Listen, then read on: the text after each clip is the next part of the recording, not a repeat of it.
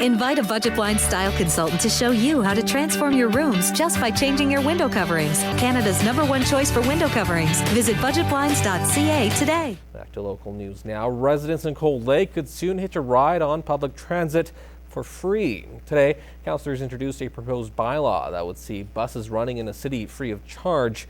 Mayor Craig Copeland saying the move would attract passengers who might not otherwise give the service a shot, adding the city could revisit pricing decisions annually around budget time. Under the current plans, E2 buses would run Monday to Saturday from 6 in the morning to 10 at night.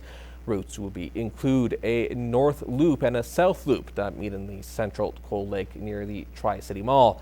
Council will discuss the proposal again at their next meeting. Well, he's stepping away from politics at the end of this term. Vegreville Wainwright MP Leon Benoit has announced that he will not be running for re-election this fall. He's held a position in the constituency since 1993.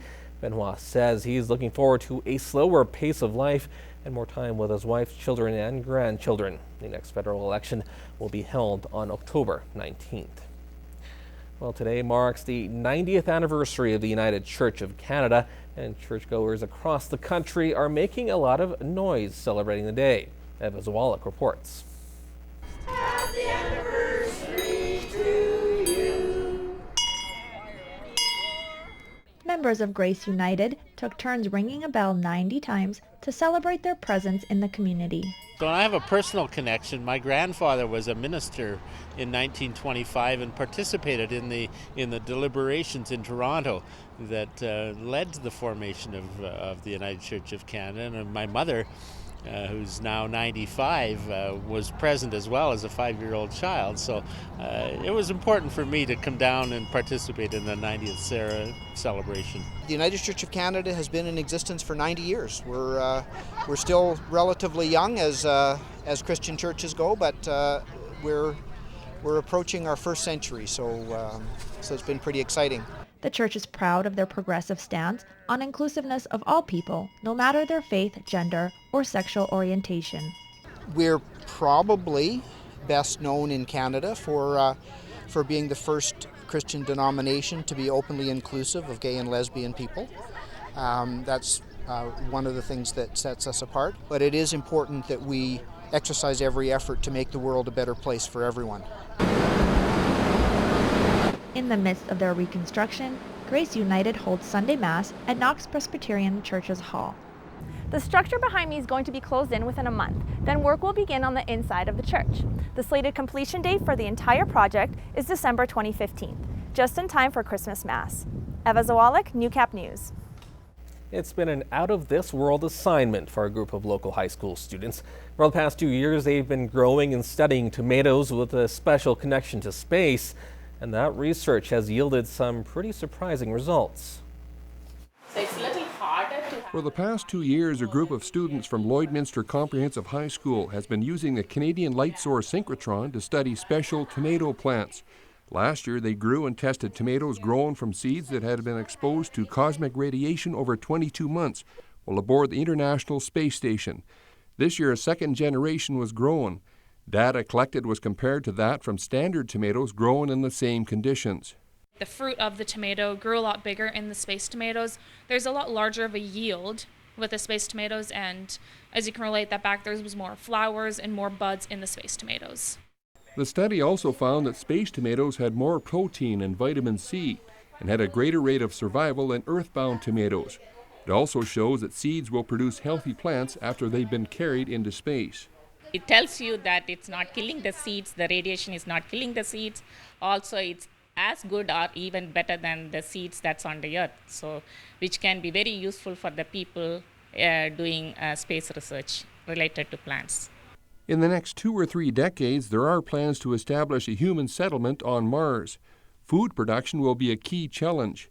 The students are confident the information collected in their study will benefit future space exploration and colonization. In order to get to Mars, you need to sufficiently oxygenate the spacecraft, so plants like tomatoes could do that. As well as tomatoes are known for being very nutritious. They can even, help prevent diabetes and cancers. So they're a perfect plant to choose to do so. It's hoped the student space tomato research project will continue for another year or 2. Who knows where it'll go?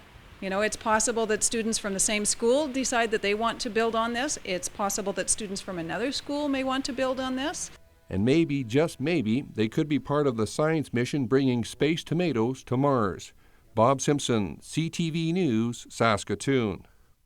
Downtown Lloydminster is being prepped for one of the border city's biggest summer parties. Streetfest will once again take over the city center, and organizers say this year's event offers more than ever before. What do we think so far, folks?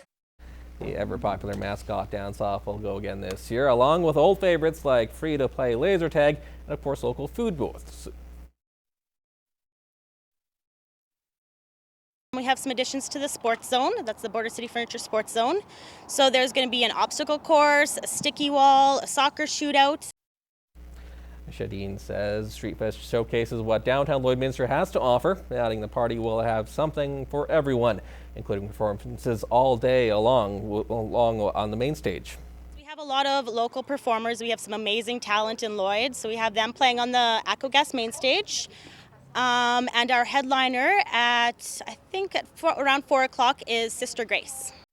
A local after-school program is capturing the attention of students at Father Gorman Community School. In this week's Beyond the Classroom, we have more on a twice-a-month program that's focused not only on fun, but community service as well. Okay.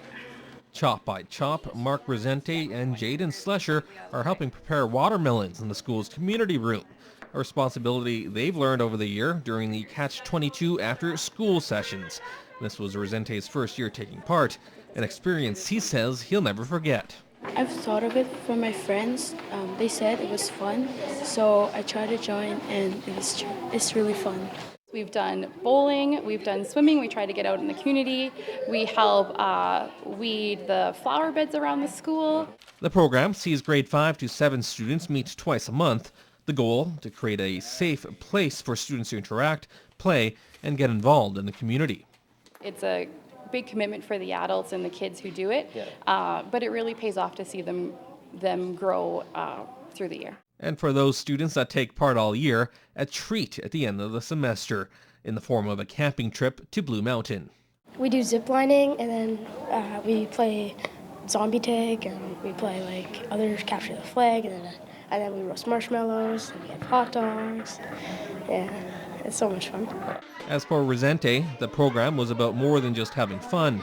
He's made some lifelong friends as well. I will meet new friends here then, because I don't really have much friends here, so I try to join there. And did it help you make friends? Yeah.